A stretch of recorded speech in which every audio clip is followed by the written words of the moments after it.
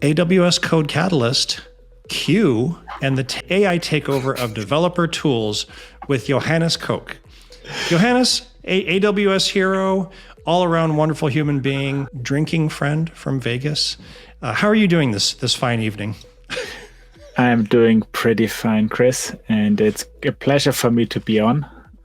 So I've been trying to get on your show for a while. I don't know, it took me very long to convince you. It had absolutely nothing to do with the quality of the work that you do. It's all the fault of time zones and this tiny global community that we have. I think today we're going to really have a full packed thing of how does this all look like and how does this work. And I hope that from you and Sean, I don't know how you pronounce your name. You got it, Sean. Scene Doyle. Okay, I'm gonna get a lot of interesting questions, we have put some kind of some buzzwords into this title, Chris. You managed very well there. Thank you. We try to make the title as salacious as possible to draw in folks. Oh, hey, here's Roger too. Awesome, Roger. Welcome to the show, sir. How are you doing? You look very cold. I am. It is really cold in Dallas, Texas. That's right. You're down in Texas where they can't do cold. We cannot do cold at all. We've got like 16-degree weather outside. We've got pipes outside dripping, icicles streaming down everywhere. I think my neighbor's pipes burst last night. So yeah, it's And you're from the island, so even Texas was cold. Texas, you used to complain about the cold in Texas back when it was hot down there. You were coming up north, and now it's extra cold. It's ridiculous. So, Johannes, what do we want to talk about today? We have so many things that we need to cover. We've got the AI takeover developer tools. We've got Q. We've got CodeCatalyst. Where do you want to start? Do you want to do a screen share? Do you want us to be four talking heads bebopping around? We can do all the things you want to do. I think we're going to do a little bit of a mixture, right? That was my idea for today. I did not bring much slides because I think slides are always boring, right? But I've been doing a lot of things around CodeCatalyst, and maybe we can give this one a head start and just... I'm going to start with a question, if that's fine. And so, Roger, Freezing Roger, tell me, what is CodeCatalyst? Ooh, that's a good one. I know. That's why we're here. Roger has all the certs. He knows this answer. So CodeCatalyst, if memory recalls for me, if you're using, for instance, Visual Studio Code, it is the Amazon's way of automating code within, say, Virtual Studio Code. So if I can type in what I would like for it to write out, like for instance, hey, create me a Python script to say print hello, and it will write out the script for you. Am I right? You're thinking of a different service. I think we have too many service names and too many service names kind of in the same that kind start of with direction. The word code. So probably. So that was a great description of Code Whisperer, Roger. Oh, gosh. Correct. Oh, correct. Yeah, Chris was right here, but I think I can try to kind of cover a little bit on what I did, and I'm gonna need to try to share my screen. So let's see if I can get this one done in this tool. This is a new one. Down at the bottom, you'll see present. Click on present, and then do either a window or a monitor. And the monitor is on a different tab. I cannot do a monitor as I'm in my, and now this is going to come completely garbage. Doesn't matter. So what is CodeCatalyst? In fact, it's this, right? So I think that you can see my screen. I cannot see your smile, but I'm going to survive that. What is CodeCatalyst? Roger, it's kind of the answer of AWS towards other competitors like GitHub, GitLab, maybe also a little bit of Azure DevOps, a little bit of Harness, a little bit of all of the Atlassian's tools as a whole. So you can see it as an integrated Devtools service that is actually trying to cover all parts of your product lifecycle in your software development journey. So this means if you're a software developer, whether you're a small startup or whether you are now a big enterprise. Yes, go ahead. I don't mean to interrupt, but we see your web browser. We see your code. This is interesting. I was showing a slide. This is stop sharing. Let me try again because I shared my screen. Oh, gosh. Okay, there we are. I was sharing a slide. All right, here we go. Okay. Here we go. This is CodeCatalyst. This is what I was talking about. We are trained really professionals, folks. Do not try this at home. Yeah. So it is really the answer of AWS towards all of the success of other integrated developer tools that we have seen in the past few years. That's how I kind of position it. If you now want to look at it from an product lifecycle perspective, and I know that Chris knows this piece, the way that AWS positions CodeCatalyst, it is really all about covering all parts of the software development lifecycle, and we can argue about which pieces they do cover good and which pieces they do not cover good today. Now, I would like to jump over to another slide, but I can't figure out where it is. I'm going to find it out. So if you look at how do we actually see code flowing from the developer's desk to the production environment, it usually starts with the developer coming on the left-hand side doing some kind of stuff. And for that, you do have an issue tracking system, you do have a source control repository, you maybe have an IDE. Then you'd run all of your CI/CD stuff that you need to bring your production, your application to the production environment, and this all runs through a pipeline. The idea of CodeCatalyst is to cover all pieces as part of this pipeline. So what we knew as code pipeline before is now also included in what we know as CodeCatalyst today. What we knew as Cloud9 is covered as part of CodeCatalyst as part of the development environments. Now, and I'm going to stop sharing. When we started the journey towards CodeCatalyst like about 16 months ago, the tool wasn't really able to achieve a lot, and it was really meant to try it out for a year. Now, with this year's reInvent, the picture has changed a little bit. We have seen a lot of enterprise features coming in that are very important for a tool like this to be successful. And I think that's what we should be focusing on today, right? Which drives us to talk about developer tools and then to talk about how the hell do we use Q and Gen AI within CodeCatalyst to be successful. And I think that's one of the pieces that we can also have a look on in the next few minutes that we have. Gonna post there, Chris, Jean, Roger, to answer any questions maybe that you have on your head right now before we dive into the product. I'm good. Mr. Doyle, Mr. White? No, I'm good. I'm interested to learn more. I haven't had too much time to play around with CodeCatalyst, so Nice. or even explore learn it. So here. I'm interested to see. And That's great to hear. The good thing about CodeCatalyst is it is, at least for me personally, it is kind of new, as I already mentioned. It was announced at reInvent 2022. It went GA last year in April 2023, roughly. This means it's a very young service. And the best thing is that because there are so many strong competitors, there's only a very minimal portion of the AWS community and of the community as a whole picking that up and producing content on it. So for any kind of questions that you have, I have you covered on my YouTube channel that Chris is going to link, right, where I have kind of all of the walkthroughs on how to do the different special things.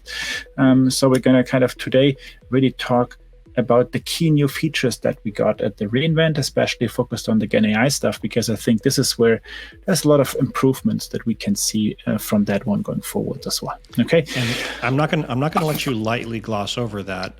Johannes Johannes is an AWS Devtools hero, and his passion is CodeCatalyst, and he has got a growing and very in-depth CodeCatalyst YouTube channel where he gets into all the things. It's quite good. We're going to put a link to it in the show notes for everybody to check it out, but it's something that you definitely want to subscribe to.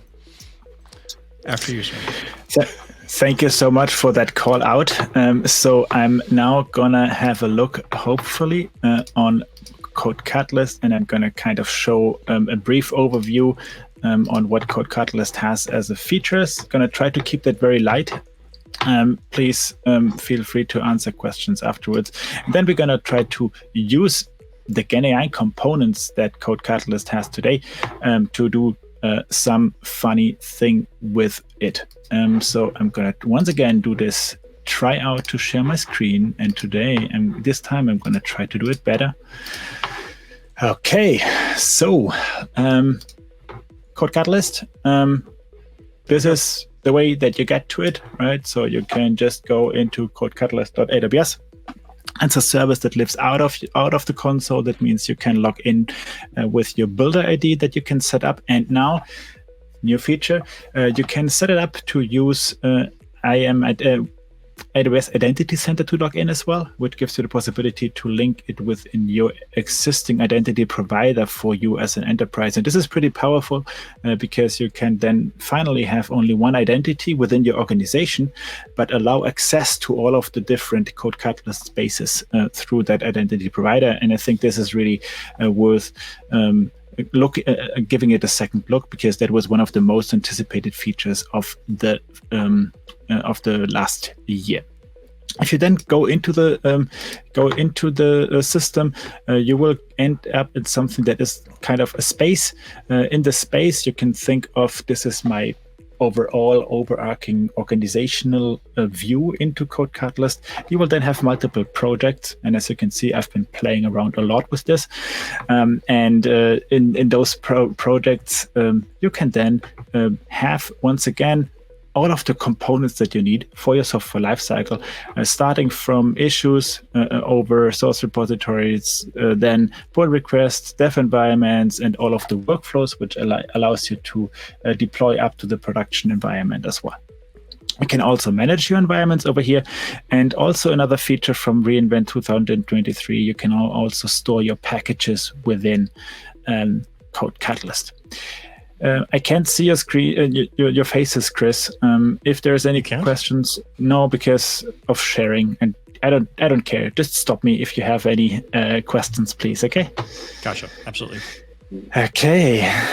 Gonna jump into my one of my projects. This is a project that I personally don't know. CodeCatalyst has a very cool feature of blueprints where you can get started very fast with a very already set up project.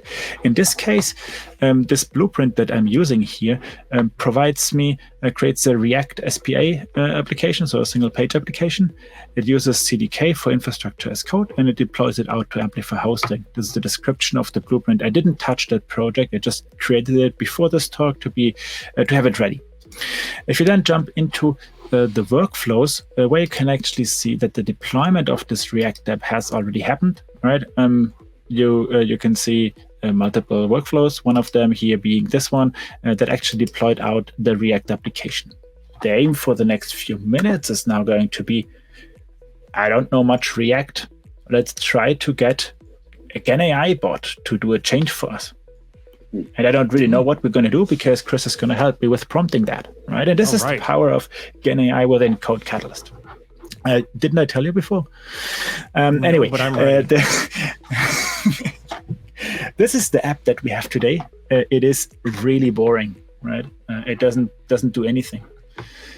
So now, CodeCatalyst, as per last reInvent, has announced the possibility to integrate a GenAI bot. The way that you do that is, well, you talk to the bot as if it would be one of your team members. So we're going to this board, which is the issue tracking system built within CodeCatalyst. You can actually integrate with Jira if you want to today, but I prefer to use the internal version. This is a full end-to-end Kanban board. You can also kind of do Scrum. There's still room for improvement on that area, but you can track your issues and manage your development work over here. We're going to try that out. So, Chris, if you look at this beautiful, wonderful app, what would be the first thing that you would change? Let's try to put that in a user story, and let's see if we can assign that to our friend, which is actually called Amazon Q. So the first thing that I would do is start with a welcome page, a homepage. Then how do we describe that to the Gen AI tool? Improve. So part of the thing when you're talking with a chatbot is you need to say things like, assume the role of and things like that. For Q, is the role already that of a experienced software engineer that understands? I mean, do we have to do the regular prompting, or do we just start with assumptions of role? I think we can try both. In this case, we can assume that Q has been trained on AWS internal code and is also able to understand as if I would talk to Chris. Like, as an example, my first thing might be replace the text of learn React with, listen to Chris or something like that. It would be the easiest thing, right? To just change this text as an idea, right? Subscribe to vBrownBag. Okay, let's try that. So let's see if that works. And to be honest, it's Gen AI. You never know what you get, right? That's right. Change the text of the main React page to say subscribe to vBrownBag instead of learn React. And I'm gonna be very stupid and gonna try to just put that over here. And because I love red, we're gonna try to change the color to red and make the background color of the page red. Oh, red is gonna be very bad to see. Yeah. Let's go with white, even if it's late. Okay.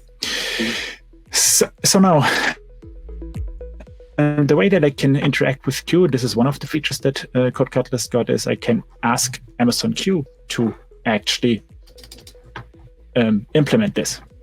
And I think we're going to just try that. And while Q is working, we are going to talk a little bit about why in hell is this Amazon Q and what is this all about. So I'm going to maybe just keep on here for a second. So now we're going to see that this is the issue that I created. I can see that it has been assigned to Q.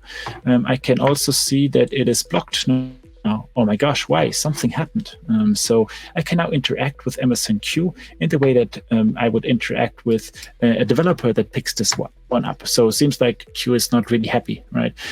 So Q now gave me a reply. He asked me a few things, like before he begins, he would like me to answer some questions, right? Do I want to review every single step? I can yes or no. I would say no. I don't want to wait. I don't want him to stop. Does he have the possibility to modify the workflows to make this a success? And I would say yes. I will now need to point him to the repository. In this case, we have only one, so it's simple. But in a project where I have multiple repositories, I might need to choose the one where he should be doing the code changes. After these prompts, now Q is going to start doing something, and we can now see that what I confirmed here is documented. And now, hopefully, we would be seeing that there's going to be a status update regularly. So it evaluated the prerequisites. It's now going to read the repository. It's going to generate some things. And I'm going to pause the sharing here for a second while we wait until the queue is done. So I can see Chris smile on one side. And on the other side, I can maybe talk a little bit about why Q and what the hell Q actually is. So, Roger, last time I put a spot on you. This time I'm going to put it on Jean. What is Amazon Q? What's your thought around Amazon Q? Come on, you got the easy question. I'm not sure, Roger. I'm not sure. Let's see. From my understanding, because which was just at reInvent, is it's their internally trained LLM that is chatbot that's going to assist people, not just. I thought it was just going to assist people like having an architect in the console where, you can be in the console, you can say, hey, I need to connect this VPC to this VPC and I want to use Transit Gateway. Can you help me out with that or show me what to do? Or maybe I have a problem, help me troubleshoot it, give it some details, and it would sort of be an interactive, almost like an interactive support / architect, but it also seems like it now can generate pull requests and code for you, which is pretty interesting. I never knew that they were going to integrate that into CodeCatalyst. That's interesting. Yeah. Okay. So that is a start of an answer, I would say. Wow. So tough crowd. We're here to have fun, right? And Yes. I'm German, right? So I'm here to challenge people. I don't know. And this, I'm just gonna try to iterate a little bit. There's two parts of answer to this question, which is why I said this is the harder question. I'm gonna start with, let's call it the visionary one, and the one where Amazon has been presenting that, at least to me, in one or two of the sessions that I've been attending at reInvent. And then I'm gonna give a different answer, which is kind of my personal answer on what Q is today.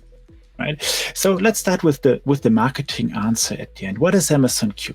Amazon Q is a service and is a tool that spans across multiple services at AWS and gives you the possibility to perform your day-to-day tasks in a better and faster way. It uses the power of LLMs to make you successful as a builder on top of AWS. This means it integrates with CodeCatalyst. It integrates with the console. It integrates with the help and the documentation, as Jean already pointed out. It also gives you the possibility to do things like code transformation to upgrade your Java applications from Java 8 to Java 17 within seconds. It does all kinds of things to make you as a builder on AWS successful. This is the vision. This is the idea. It's going to be popping up in all different kind of services going forward, and it's going to make your day-to-day life easier. One of the examples for Q here being it is supposed to solve your most common challenges with Lambda functions. Obviously, I'm not sure if that always works. I never tried it, right? But as I said, this is the kind of marketing idea behind it. And Chris, maybe we can link. There's a really good talk from Claire Ligori that she gave at reInvent. I can look it up for you. We can link that later in the show notes, where she explains the overall vision of kind of how Q is going to be looking like in a few minutes in a few months. Now, back to my Johannes using Q.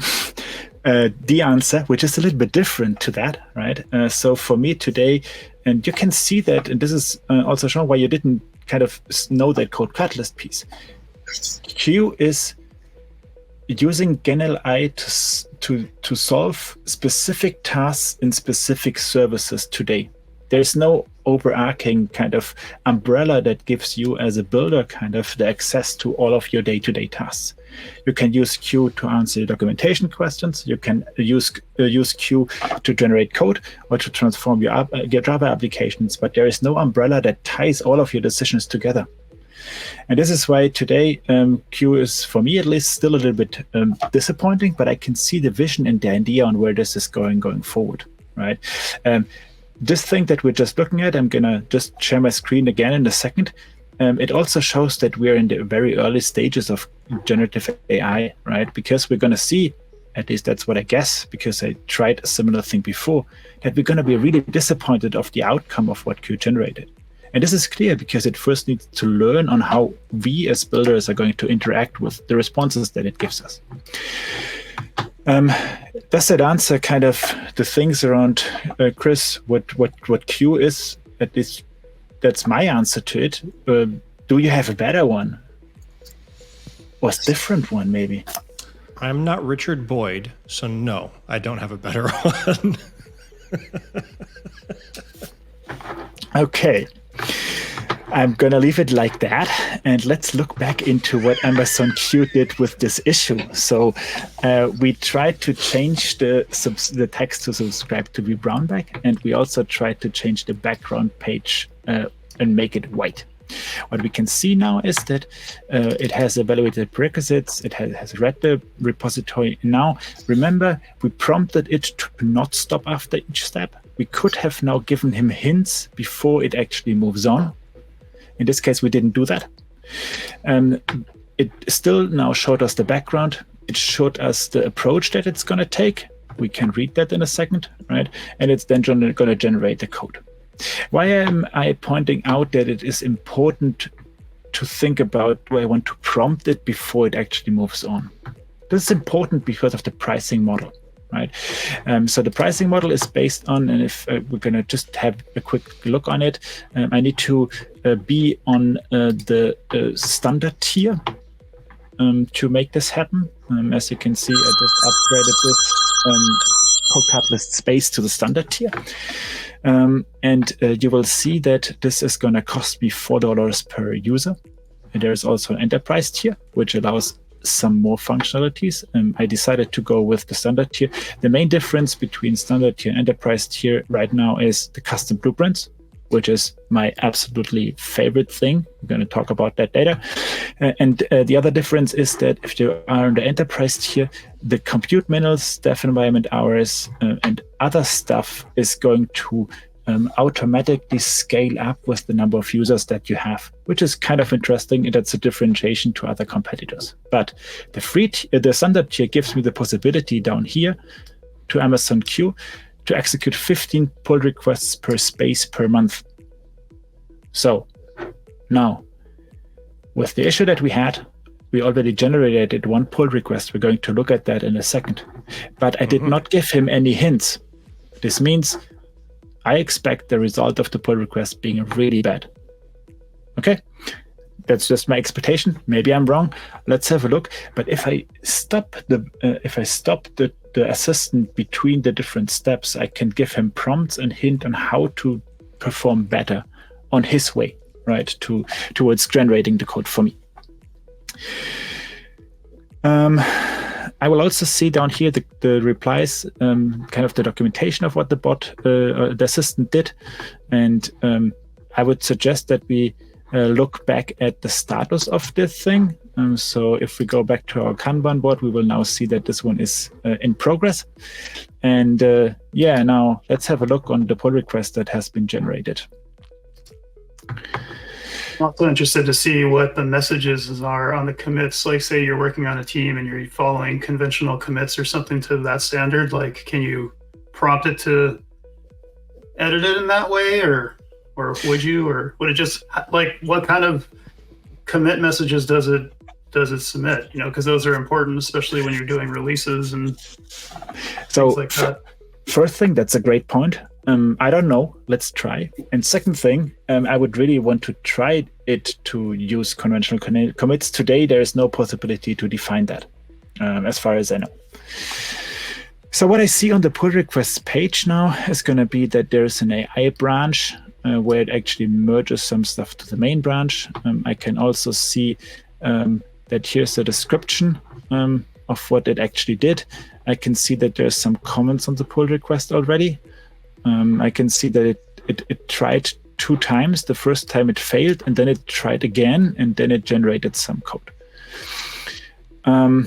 Let's have a look on the code. So what did it do? In the CSS file, it updated the app header and made this one white. I think, I'm not sure if that's going to solve my problem, because I did want to upgrade the complete background, but maybe we can just give it a try. And then, oh, this is interesting. Chris, you are so a geek coder. I know that. Tell me, what did it do?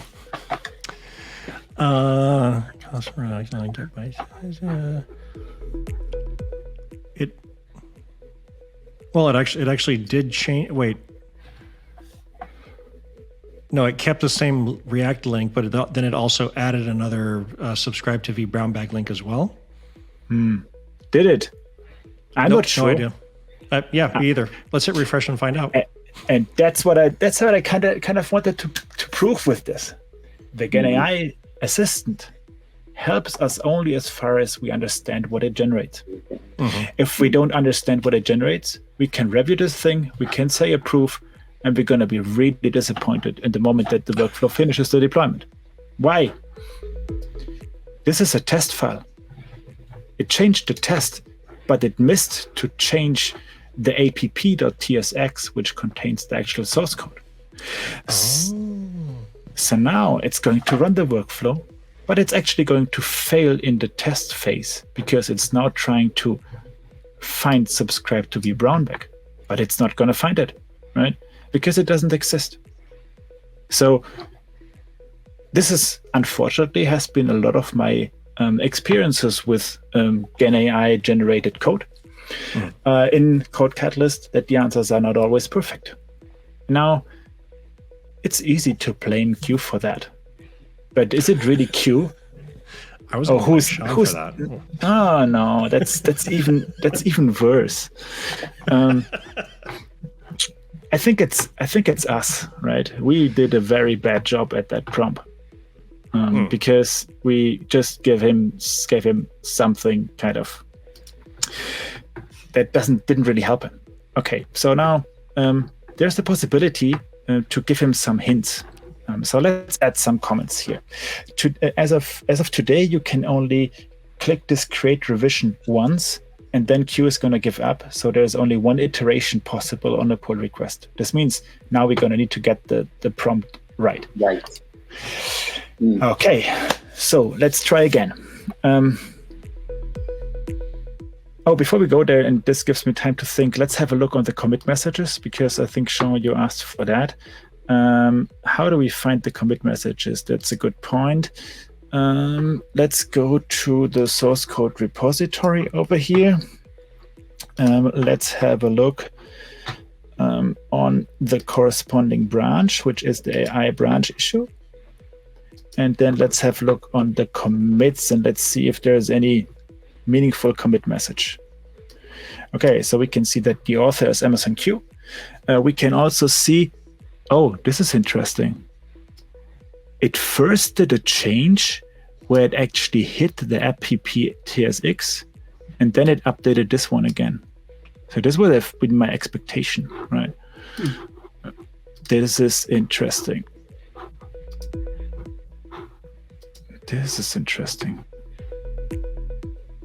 Anyway, let's try to give him a better hint. So just verifying there's no change. Okay, so now we saw that the commit messages are kind of helpful, but not really. It doesn't mention the issue. It doesn't follow the conventional commits. And we can maybe try to help him to do that. Let's see. But this doesn't really work because he says he already created a revision. That's not true because we didn't ask him to. But anyway, let's just start from scratch and do a better job at writing our prompt. Lino saying that you need to tell Q to squash the commits. Yeah, he's not that smart yet. So let's try again. What was our prompt? And let's see if we can improve it a little bit. I'm gonna just copy paste this text and put it in the title. Too, moved it to in progress. You moved it to in progress. Yeah, it did. It does directly when it starts working on it.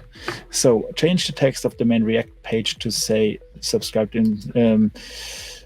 Please also update the tests and ensure that you follow conventional commits in your commit messages. Maybe that's something that helps him a little bit more. And let's be very explicit. You need to update src app.tsx and src app.test.tsx.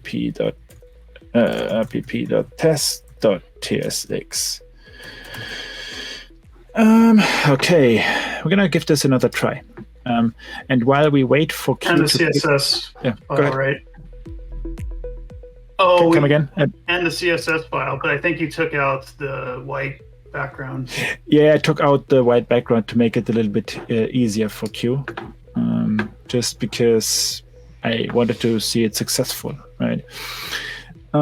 So let's move here. Yes, you can, and you can try again. So I have now, a question go about ahead. like the CodeCatalyst itself and not necessarily the Q integration. So, is Amazon, is the idea then that development teams would just use CodeCatalyst directly instead of, say, code build, code pipeline, code commit inside of their account? Because I know they also had Code Star. So it seems like there's a plethora now of developer tools, and this is sort of trying to unify them all together. Yeah. So like if I was a developer and I was in AWS, which one would I use? Would I use their native account stuff, or would I use CodeCatalyst, right? I think there's different use cases for CodeCatalyst than there is for the different code suite today. CodeStar does not exist anymore. It's going to be, at least the CodeStar project is going to be discontinued this March. Code build and code pipeline, they do still exist. So does code commit. And the main thing here really is that there's different use cases for using the pipeline approach than using that integrated Devtools approach that CodeCatalyst offers. And CodeCatalyst covers more than just the pipeline and deployment stuff that code build and code pipeline used to cover, right? So I agree with you that there's too many choices today, right? And there's too many possibilities. And it's also kind of a flavor thing, right? As an example, CDK pipelines do currently not support CodeCatalyst, but they support code pipeline. And as an example, right? So if you want to write pipelines as code, you need to use if you want to use CDK, you're stuck to code build. On the other side, you can write YAML files and for workflows in CodeCatalyst, and they are kind of compatible to GitHub Actions. So that gives you a little bit of an easier migration step. Also, the CodeCatalyst workflows support GitHub Actions out of the box. So that means you can kind of reuse everything that is in the marketplace, or at least everything that does not require a GitHub state, right? This limits down the number of actions a little bit. CodeCatalyst today also allows you to integrate with existing source code repositories coming from, I think, GitLab and GitHub today, right? So you can integrate with your existing source code repository if you want to. I think the answer is also a little bit of flavor and what do you want to do, right? As we're now talking about Q, I would not say that Q today is a differentiating factor for CodeCatalyst. I think custom blueprints might be, and maybe we can save at least 5 minutes to talk about those as well in a few minutes. And I guess that's a good thing. So more choice is not necessarily a bad thing, right? So you have all these choices now, which is good. So. Yeah, I just said the same thing twice, just forward and backwards. Did you see that? That's me not thinking of the right words. Yeah, but let me comment on Apple is very successful, and Steve Jobs was saying one thing: every decision that you need to take on a day takes energy from you. And I think that's the same about developer tools, and especially about development tools kind of around the globe. We need to take a lot of decisions to make them work for us. And it's really hard to take those decisions today because there's so many choices and possibilities in what you want to do. I think that's where, yeah. And here I hope that we as a community, but also the AWS team, makes it a little bit easier to help us guide those decisions. When do I use which developer tool? When do I use which service? What's the purpose of doing specific things, right? And giving us some guidance into the direction of what is the right thing for me and my team, which is always also, of course, influenced by the culture of your team and of your organization. Okay, so I think it might be a great time, and I'm not sure but maybe, Chris, we can use this to not talk about Q anymore because we're going to be disappointed again, right? So please find a way out of Q in this case. But I'm going to kind of show one or two more things. So as you can see, it did do some stuff. It generated some background. It generated some comment. But as we were talking, I saw this message a few times, like I'm having technical difficulties. And obviously, with CodeCatalyst being a managed service, I don't have a possibility to kind of look into the details. So I don't really see the log files of what's happening behind this. So we're going to give him some more time. While we wait for that, I'm going to just quickly jump into the one pull request that we see, because there is another possibility of using Amazon Q in CodeCatalyst. The other possibility that we have is down here. You can create a comment summary. And you can also actually somewhere see a summary of the code. But over here, I can click on Create Comment Summary. It's now going to summarize all of the comments that we have down here. And it's going to pull that up here. So if there is a pull request with like 30 or 40 comments, right, I would be getting an automated GenAI generated summary of that over here. And I think that there is a third... Yeah, go ahead. Sorry. To be clear, we have 15 PRs that we can burn on this, and we've burnt 2 of them unsuccessfully because of Q misinterpretations. I think so. Okay. All right. Let's see if we can see that quota. I'm not sure about that. I think here I can't see them. I don't even know when it is active. When they do an update for that, but let's try. So down here we saw our quota somewhere. Okay. Yeah. Yes. Okay. We have burned 2. Okay. Oh, that was dollars spent fast. But that's right. that's that's the same with all stuff at GenAI. Okay. So cool. The pull request number 2 is now finished. It somehow managed to create us one, and let's see if this one is a little bit better, and maybe then we can move to custom blueprints a little bit. Okay, so it says update APP, it says update the tests, and it says update the. And here, I think Jean, you asked the question, right? It kind of used something like conventional commits, or I don't know, maybe. Yeah. Let's see.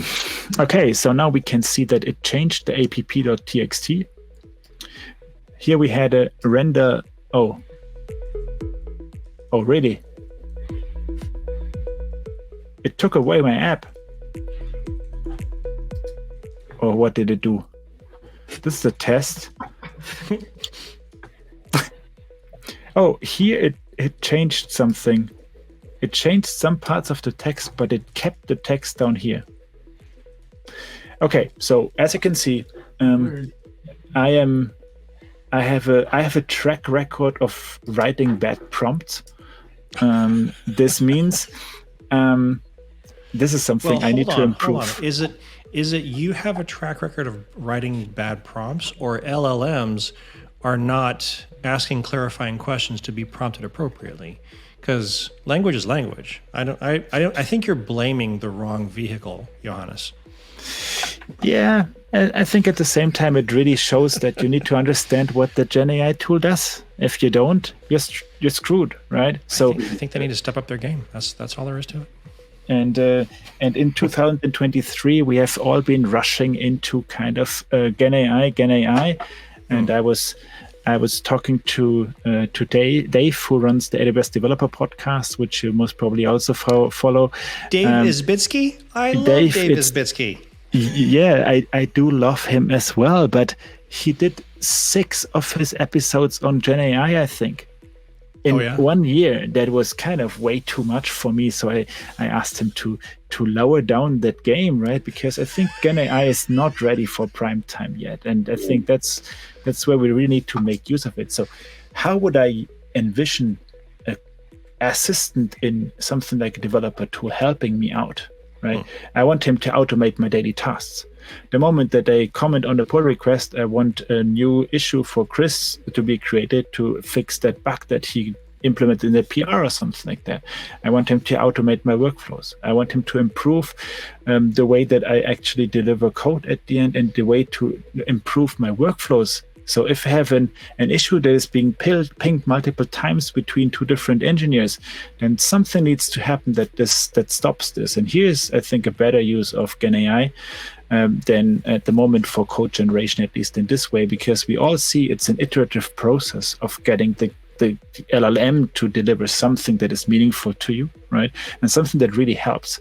And that's what we need to, I think, change a little bit. And I hope that with AWS, the CodeCatalyst, Amazon CodeCatalyst being an integrated tool, they are going to make use of Gen AI that improves the day-to-day life of developers and not tries to put the Gen AI buzzword in different areas where it doesn't really level up the game of that.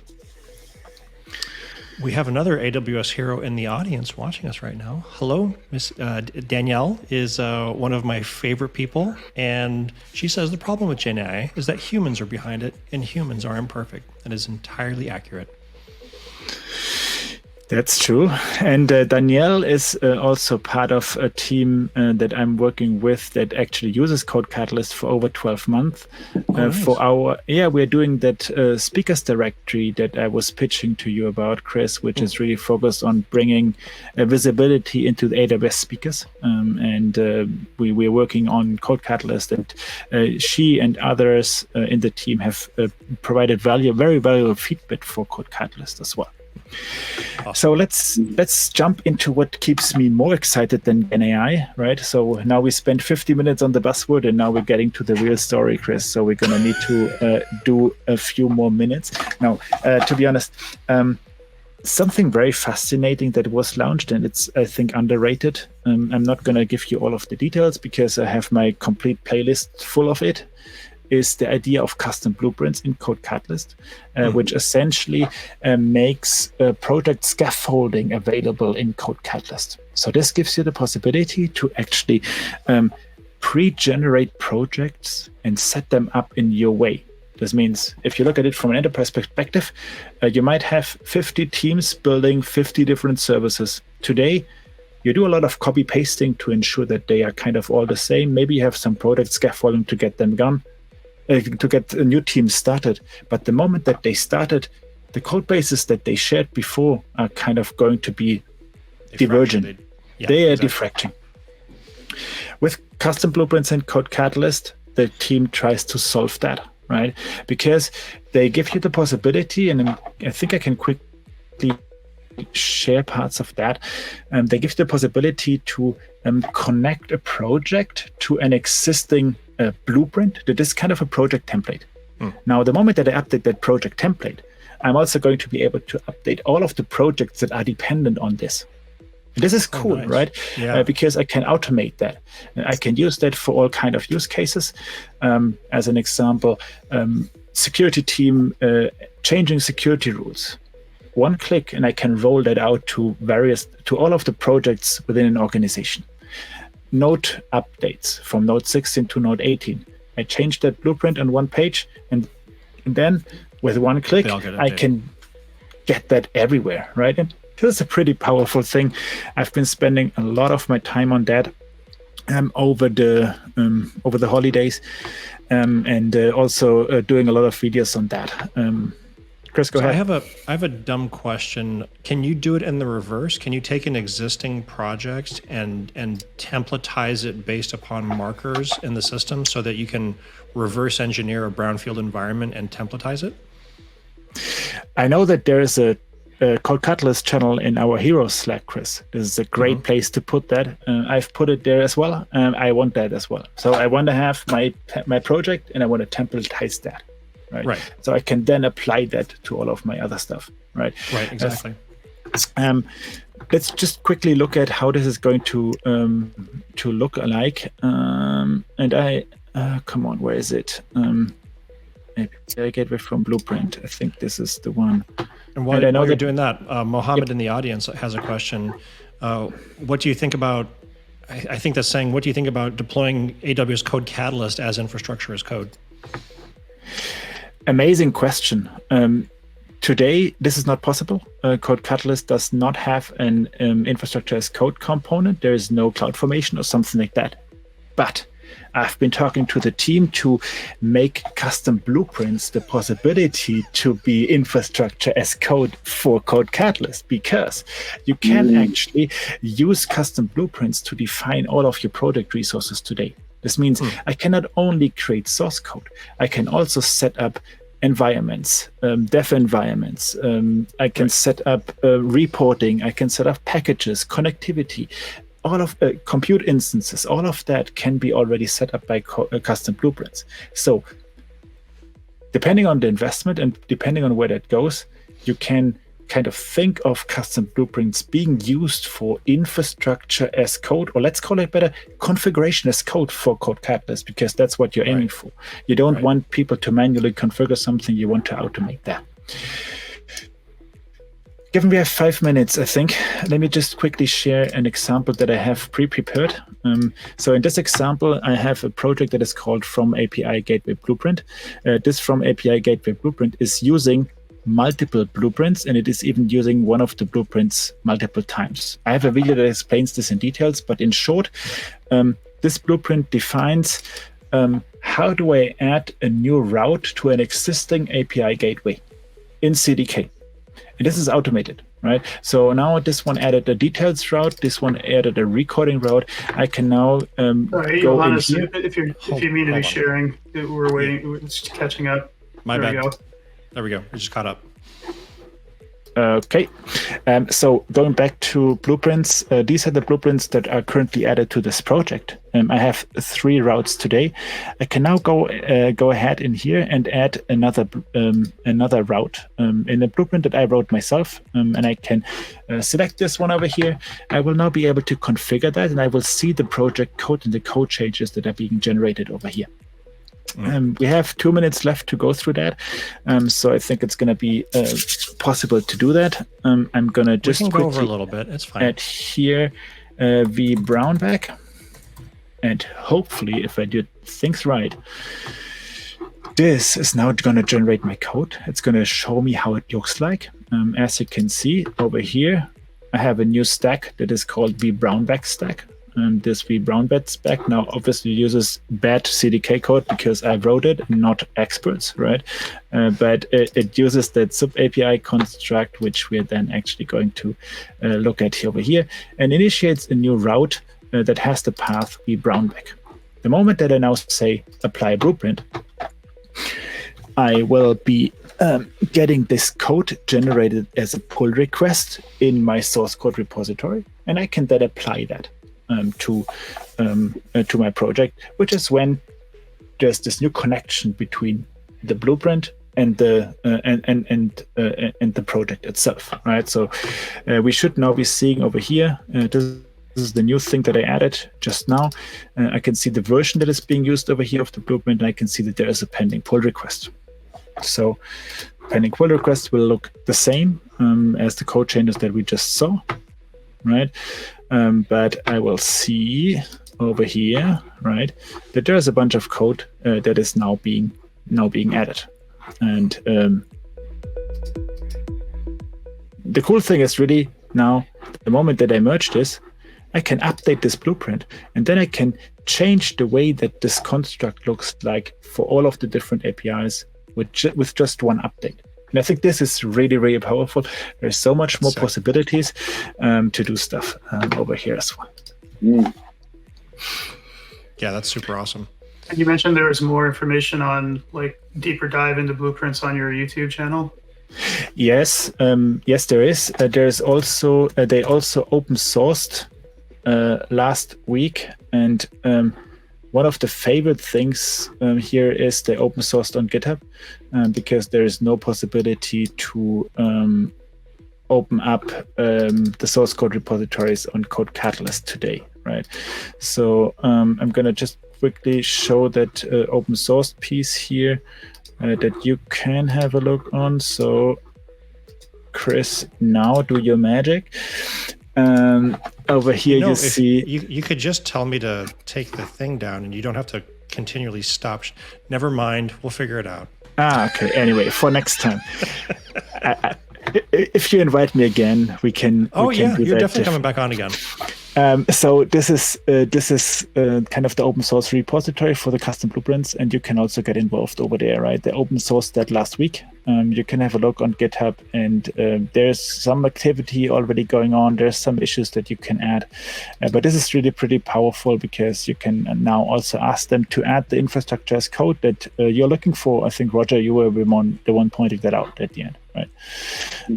But that keeps me excited, right? Because there is so much possibilities on how to do that going forward, right? And how to really leverage that to automate project setup and to automate product life cycles at the end, right?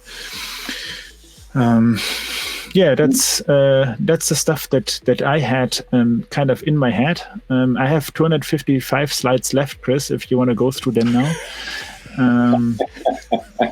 We have to put a pin in it. We are at time, but we can always do this on another date. We can stack you up as many times as you want to, Johannes. Always love having you on. As often as you want to talk about something that I'm passionate about, right? And as you see, this CodeCatalyst stuff has been really fascinating for me, right? So if anyone has any questions or advice in the audience or the people listening to this one afterwards around CodeCatalyst, right? Reach out to me, and Chris can make the connection, or also Roger can.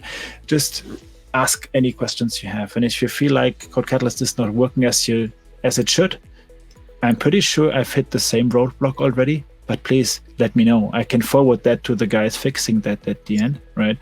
I really, I hope that this service is gonna be getting more adoption in the next few months. And I can see things going into that direction, actually. Well, if it doesn't, it certainly won't be because of lack of effort on your part. So you've got a great channel. You tons of really good information over there. Check it out. On YouTube, it's CI/CD on AWS, right, Johannes? Yep. I'll put the link into the show notes. Everybody go out there and subscribe to it. Check it out if you're passionate about CodeCatalyst. And Johannes, thanks for coming on. Appreciate you coming out later in the evening for you. And Roger and Sean, thanks for coming in the middle of the day for me. I appreciate that. You're welcome. Thanks, Johannes. Thanks for having me, guys. All right, folks, have a great day, and we'll talk to you again next week. Bye. Bye-bye. Bye. Right.